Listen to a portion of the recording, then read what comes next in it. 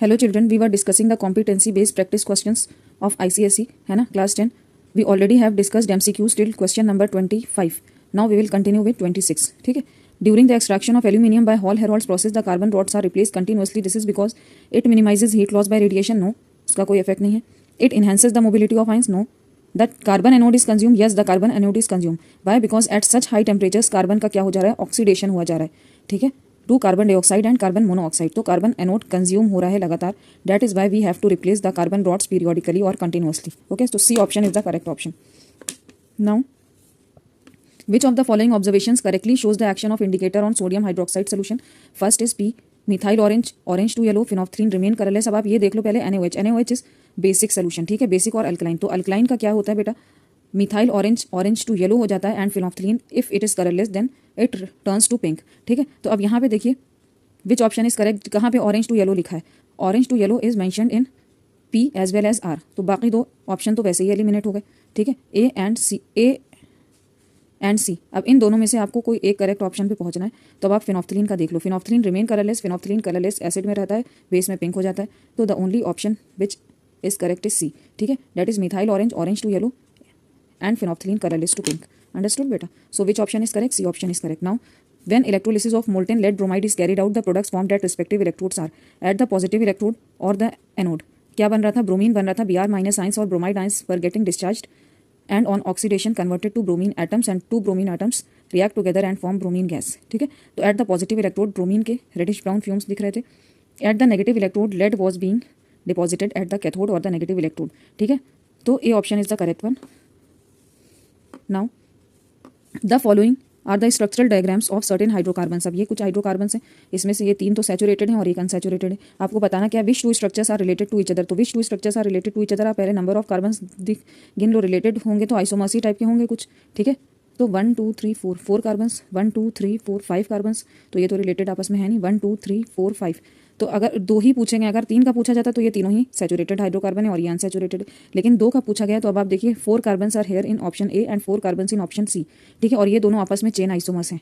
ठीक है, यहाँ पे longest continuous main chain consist of 3 carbons and here longest continuous main chain consist of 4 carbons and both of these are isomers. ठीक है, N butane है ये और ये 2 मिथाइल प्रोपेन है. ठीक है, बोथ आर आइसोमर्स.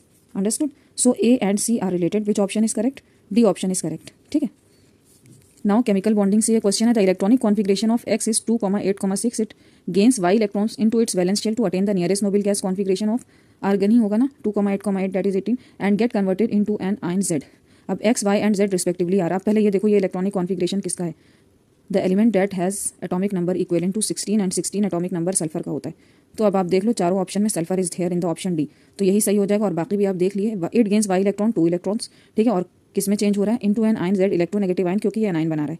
ठीक है, तो sulphur 2 and electronegative is the correct option. That is option D. Understood बेटा? Now which of the following arrangements is incorrect as per the property stated against it. ठीक, lithium, beryllium, nitrogen and oxygen. Metallic character is highest of lithium. Yes, it is correct. Chlorine, fluorine, bromine, iodine electron gain enthalpy is highest of chlorine. Why? Because it shows anomalous behaviour. ठीक है, इसकी chlorine की electron gain enthalpy is most और highest. ठीक है, C में देखो बेटा oxide, fluoride, magnesium and sodium ions हैं. ठीक है, आयनिक रेडियाई का कंपैरिजन हो रहा है. डी में नंबर ऑफ शेल्स का हो रहा है. Number of shells it is also correct. Iodine has the most number of shell, then bromine, then chlorine and then fluorine. ठीक है, अब इसका देख लो. सी का थोड़ा गड़बड़ लग रहा है. O2 minus is the oxide ion. ठीक, F minus is the fluoride ion, Mg2 plus is the magnesium cation and Na plus is the sodium ion.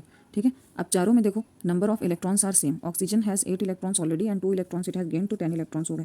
Fluoride has, fluorine में 9 इलेक्ट्रॉन्स ऑलरेडी थे, 1 इलेक्ट्रॉन गेन हो गया तो 10 electron. Magnesium में 12 electrons थे, 2 electrons it has lost then 10 electrons. ठीक है, sodium में 11 electrons were there, it has lost 1 electron in order to form sodium cation, now 10 electrons. So all these are isoelectronic species. ये सारे ही कैसे हैं? Iso electronic species हैं. ठीक है, all these are isoelectronic species. तो अब बेटा इसमें देखिए आयन का साइज़ कैसे कंपेयर करेंगे. नंबर ऑफ प्रोटॉन्स देखेंगे. Number of protons, sodium has number of protons how many? 11 protons. Magnesium has 12 protons. Chlorine has 9 protons. Oxygen has 8 protons. ठीक है, तो अब जिसमें सबसे ज़्यादा नंबर ऑफ प्रोटॉन्स होंगे उसका साइज लीस्ट होगा. Why? Because of higher nuclear charge. Nuclear charge ज़्यादा होगा तो आउटर मोस्ट शेल पे इफेक्टिव न्यूक्लियर चार्ज सबसे ज़्यादा होगा and hence size will be most compact. सबसे ज़्यादा कम साइज उसका हो जाएगा. ठीक है, effective nuclear charge is inversely proportional to the atomic और आयनिक रेडियस. ठीक है, तो मैग्नीशियम का लीस्ट है सोडियम और मैग्नीशियम, यहाँ पे ऑर्डर गड़बड़ा गया, आप कैसे लिखोगे? Order will be O2 minus का सबसे ज़्यादा साइज होगा and then F minus, then Na+, and then Mg2+. Mg2+ का लीस्ट होगा because it has highest number of protons, ठीक है। तो इफेक्टिव न्यूक्लियर चार्ज भी इसी में ही सबसे ज़्यादा होगा और साइज विल बी लीस्ट, ठीक है। Next question, baking soda that is NaHCO3 when added to vinegar evolve a gas, which of this statement is true about the evolution of gas. अब देखो, baking soda and plus vinegar that is acetic acid, acetic acid और ये sodium bicarbonate जब react करेंगे तो क्या क्या बना लेंगे? Sodium acetate, carbon dioxide and water. तो carbon dioxide is the gas that is being evolved, yes it will turn lime water milky, lime water is calcium hydroxide, calcium hydroxide से जब कार्बन डाइऑक्साइड पास होती है तो ये turbid solution बना लेती है, white turbid solution due to precipitation reaction of क्या बन जाता है? कैल्शियम कार्बोनेट बन जाता है, ठीक है। It extinguishes the burning splinter, yes it extinguishes the burning splinter, carbon dioxide does, why so? Because carbon dioxide is a non supporter of combustion, तो जो भी कंबस्ट या बर्निंग चीज़ होगी उसको क्या कर देगी? एक्सटिंग्विश कर देगी, बुझा देगी। It act as a non metallic oxide, yes it is a non metallic oxide because carbon is a non metal and its oxide is carbon dioxide, ठीक है। It has a pungent odour, no it is odourless, it does not has a pungent odour, ठीक है। तो first second and third option are correct और first second and third किसमें है? C में है, तो सी इज द करेक्ट ऑप्शन, ठीक। Now the statement below show the results when three metal strips P, Q and R are placed in blue copper sulfate solution. P solution turns green, Q solutions become colorless and R solutions remain blue, ठीक है। Which of the following metal could be P, Q and R?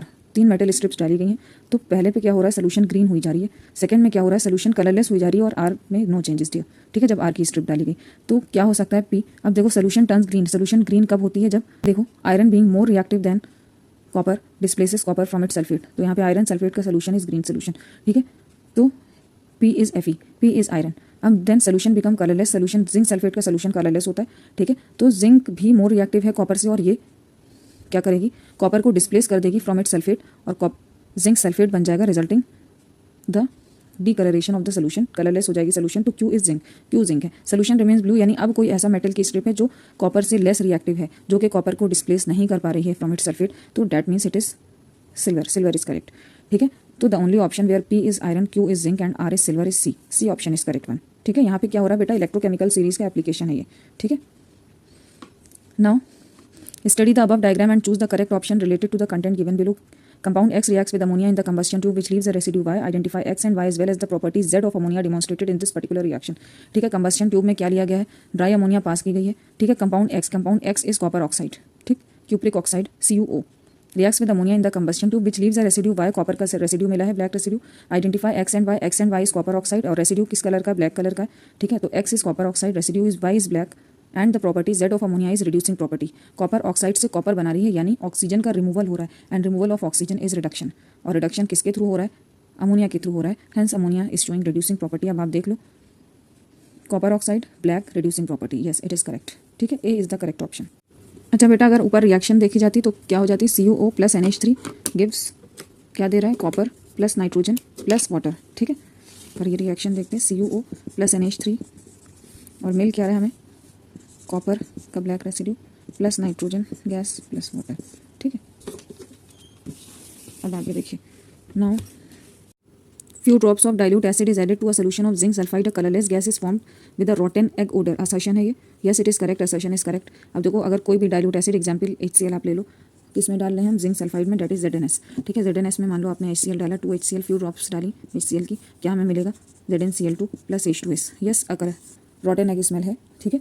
Colourless gas with a rotten egg odour, ठीक। Reason gas form due does not turn moist lead acetate paper silvery black, no reason is incorrect, क्योंकि lead acetate paper को silvery black बनाता है H2S, क्या बन जाता है? PbS, that is lead sulphide बन जाता है, ठीक है। लेड एसिटेट और H2S जब रिएक्ट करता है आपस में तो क्या बना लेता है? Lead sulphide. So assertion is true but reason is incorrect, ठीक है। तो यहाँ पे क्या हो जाएगा? A is true but R is not the correct explanation of A, okay. Now assertion is Hall-Herold's process is used to get pure aluminium from its oxide, yes it is correct। aluminium generally is not found in aluminium oxide form, no aluminium is generally formed in its oxide form, ठीक है। bauxite is the most common ore of aluminium, ठीक, and that is aluminium oxide only hydrated form, ठीक है। तो A is correct but R is incorrect, तो A is correct but R is not a true explanation of A, ये हो जाएगा option, that is option B will be correct, ठीक है। Now see next question. Alkenes, alkynes and alkanes are examples of homologous series. Yes, assertion is correct. Organic compounds of the same homologous series have similar structures. but different chemical properties? No, they don't have different chemical properties. They have the same functional group, hence they have the same chemical properties but different physical properties. क्यों? क्योंकि physical properties मास पे depend करती हैं, ठीक है, molecular mass पे depend करती हैं, और molecular mass each homologous member का क्या हो रहा है, इंक्रीज हो रहा है by CH2 group, that is 1 methylene group by 14 atomic mass units, ठीक है. तो reason is incorrect. A is true but R is false, ये तो है ही नहीं. तो A is true but R is not the correct explanation of A, that is C is the correct option here. Okay. So now the atomic mass of oxygen is 16 AMU, therefore its gram atomic mass is 16 gram. The atomic mass of an element expressed in grams is called gram atomic mass. Yes, both are correct. ठीक है. तो both A and R are true and R is the correct explanation of A, and hence option A is correct. Okay. Now fill in the blanks. Fill in the blanks by choosing the correct options given in the brackets. ठीक है. An aqueous solution of a gas X turns red litmus blue means that the gas is basic. ठीक है. Red litmus को blue कर रही है तो probably, most probably it has to be ammonia. ठीक है. Ammonia का aqueous solution is ammonium hydroxide and it is basic in nature as well. So it must contain hydroxyl ions. Obviously hydroxyl ions, that is OH minus ions. When this solution is added in excess to copper sulfate solution, it turns to deep blue solution. ठीक है. Complex formation हो रहा है, lab में हम लोगों ने किया था. ठीक है. डीप ब्लू सोल्यूशन क्या बन रहा है, कॉम्प्लेक्स कोऑर्डिनेट कॉम्प्लेक्स बन रहा है यहाँ पे. ठीक. Gas x is also a good reducing agent. ठीक है. रिड्यूसिंग प्रॉपर्टी अभी हमने ऊपर कॉपर ऑक्साइड के केस में देखा. Which in excess reacts with greenish yellow gas to form dense white fumes. Greenish yellow gas is कौन सी है, क्लोरीन. क्लोरीन के साथ जब एक्सेस में रिएक्ट करती है तो क्या बना लेती है, डेंस वाइट फ्यूम्स. किसके, अमोनियम क्लोराइड के. ठीक है. So ammonium chloride. Ammonia can convert heated copper oxide to copper. This shows that ammonia is a reducing agent. Ammonia क्या कर रही है, कॉपर ऑक्साइड को कॉपर बना रही है. ठीक है. यहाँ पे कॉपर 2 प्लस से कॉपर 0 जा रहा है. और एक आप ये भी देख सकते हो कि कॉपर ऑक्साइड में oxygen is there but copper में ऑक्सीजन नहीं है. That means removal of oxygen is there. Removal of oxygen is reduction. तो रिडक्शन कौन करवा रहा है, अमोनिया करवा रही है. Hence it is reducing agent. Okay. Now the number of hydrogen atoms present in 1 mole of sulfuric acid and 1 mole of sulfurous acid are X and Y respectively. Relationship between X and Y are X is equivalent to Y obviously beta, because H2SO4 and H2SO3 दोनों में ही number of hydrogen atoms अगर 1 मोल में देखे जाएं तो कितने हो जाएंगे, 2 into Avogadro number, 2 into NO. दोनों के केस में दो हाइड्रोजन एटम्स हैं तो 2 इंटू एवोगैड्रो नंबर. ठीक है. तो 2Na दोनों ही तरफ हैं तो X is equivalent to Y. ठीक है. Now hydrocarbon X decolorizes bromine in carbon tetrachloride and hydrocarbon Y does not decolorize bromine water. Both of the compounds burn with a sooty flame. The molecular formula of X and Y is. अब देखो X decolourise कर रहा है bromine water को, यानी bromine water को नहीं, bromine solution in carbon tetrachloride. Carbon tetrachloride is an organic solvent. जैसे वाटर होता है कॉमनली आयनिक कंपाउंड्स के लिए सॉल्वेंट, वैसे ऑर्गेनिक के लिए generally carbon tetrachloride is taken as solvent. ठीक है. Now the molecular formula of X and Y is, तो X डीकलराइज करा यानी X is an unsaturated compound either alkene और एल्काइन. ठीक है. अब C5H12 तो क्या है बेटा, C5H12 is pentane, that is alkane. Alkane is a saturated compound. Alkane does not decolourise bromine solution. ठीक है. तो ये तो इनकरेक्ट हो गया. अब C5H8 लग रहा है अनसैचुरेटेड, एक बार देख लो ये एल्कीन है या एल्काइन है. C5H8 where N is the number of carbon atom. तो ये कौन से फॉर्मूले पे काम कर रहा है, CnH2n-2 where N is equal to 5. ठीक है. C5H2n-2 that is 2 into 5 minus 2 8. ठीक है. तो it is an alkyne. Yes, alkyne decolourise bromine solution. ठीक. तो C5H8 इज करेक्ट. और Y does not decolourise bromine water means Y is a saturated compound, तभी तो ये डीकलराइज नहीं कर रहा है. ठीक. तो C4H10 ब्यूटेन है, ये ब्यूटेन एल्केन. CnH2n+2 देखो, C4H2 into 4 + 2 is 10. ठीक. नाउ तो this one is the correct, C5H8 and C4H10. Now the number of chain isomers possible for an alkane with 5 carbon atoms are 3 और 4. 3 कैसे 3 हैं, तो एक तो पेंटेन हो जाएगा CH3 CH2 CH2 CH2 CH3. This is N pentane और normal pentane. ठीक. अब देखो और कुछ हम कर सकते हैं, कार्बन चेन को छोटा कर सकते हैं. कैसे कर सकते हैं, ये आप कर दो. यहाँ से एक हाइड्रोजन हटाओ, यहाँ पे एक CH3 डाल दो, तो ये हो गया 2 methyl butane. And this one is also an isomer, chain isomer है ये. ठीक है. ये यहाँ पे 4 कार्बन है in the main chain and this one is isopentane और 2 मिथाइल ब्यूटेन आइसोपेंटेन. और अगर हम देखा जाए बेटा इसका IUPAC name that is 2 methyl butane. ठीक. अभी भी हम इसका फर्दर आइसोमर बना सकते हैं, हाँ बना सकते हैं. अब क्या कर दिया, CH3 एक और यहाँ से उठा लो. ठीक. ये देखो 3 कार्बन की हो गई चेन. ठीक है. This is also an isomer of pentane and this one is neopentane. ठीक है. अब देखिए फर्दर आइसोमर पॉसिबल है, नहीं भाई नहीं पॉसिबल है. अब हम CH3 को कहाँ ले जाएंगे, किसके ऊपर लगा देंगे. Cations are dash ions due to dash of electrons by the neutral atom. Cations are reduce या ऑक्सीडाइज्ड आयंस, क्योंकि लॉस ऑफ इलेक्ट्रॉन होता है ना बेटा, न्यूट्रल एटम से लॉस ऑफ इलेक्ट्रॉन हो रहा है तो ऑक्सीडेशन हो रहा है. ठीक है. Cations are oxidised ions due to loss of electrons by the neutral atom. ठीक है. Increase in positive oxidation state is oxidation. ठीक है. Now If a hydrocarbon has the formula of C50H98, then it is likely to undergo dash reaction and the hydrocarbon is a dash. ठीक है, dash dash. तो बेटा आप देखो C50H98. अब आप पहले ये देख लो कि ये है क्या, एल्केन है, एल्कीन है, एल्काइन है, क्या है. N is equal to 50. तो ये किस फॉर्मूले पे बैठ रहा है, CnH2n, that is 2 into 50 is 100 minus 2. तो ये इस फॉर्मूले पे बैठ रहा है, that means it is an alkyne. ये एल्काइन है बेटा. Okay, so this is an alkyne, hence it is an unsaturated hydrocarbon. और unsaturated hydrocarbon undergo addition reactions, not substitution, addition reactions. ठीक है, they add small molecules across the double bond. ठीक है, and the hydrocarbon is an unsaturated hydrocarbon. ठीक है, unsaturated hydrocarbon means it has double bond और triple bond, it has a pi bond. ठीक. Now the atomic size of boron is 0.88 angstrom and that of nitrogen is 0.70 angstrom. Nitrogen lies to left or right of boron. अब देखो atomic size decreases across a period. Decreases across a period. यहाँ पे nitrogen has 0.70 angstrom radius, atomic radius, and boron has 0.88. Boron का ज़्यादा है, nitrogen का कम है. और आपसे पूछा क्या जा रहा है, nitrogen lies to the dash of boron, left या राइट. अब देखिए बोरॉन के राइट में ही तो नाइट्रोजन है ना, क्योंकि एटॉमिक साइज और atomic radius decreases across the nitrogen lies to the right of boron. ठीक. Now next is the higher or lower is the position of the cation in the electrochemical series, the greater the difficulty of it being discharged at the cathode. तो बेटा the higher is the position of the cation in the electrochemical series, the greater the difficulty of it being discharged at the cathode. Why? Because less reactive cations get discharged most easily. Least reactive सबसे easily discharge होते हैं. ठीक है, और more reactive cations face the most difficulty during discharge at the cathode. ठीक, they tend to remain in their ionic state only. ठीक है, the correct order of increasing volatility of acids is volatility is the ability to get converted into vapor state at room temperature. ठीक है, तो HNO3 is most volatile, then HCl and then acetic acid. So which option is correct? B option is correct. HNO3 most volatile है, then HCl, then acetic acid. ठीक है. Now next question is, Nikita wanted to gift her friend a decorative piece that is quite hard and strong, does not get corroded and can be polished. She selected a statue that matched her criteria as it was made of an alloy whose main constituent was non-corrosive nature. mainly किसका होता है, copper का. ठीक है, okay, तो copper is the correct option, A is the correct option. ठीक, तो ये ब्रॉन्ज स्टैचू होगा या ब्रास, ऑब्वियसली ब्रॉन्ज होगा ना.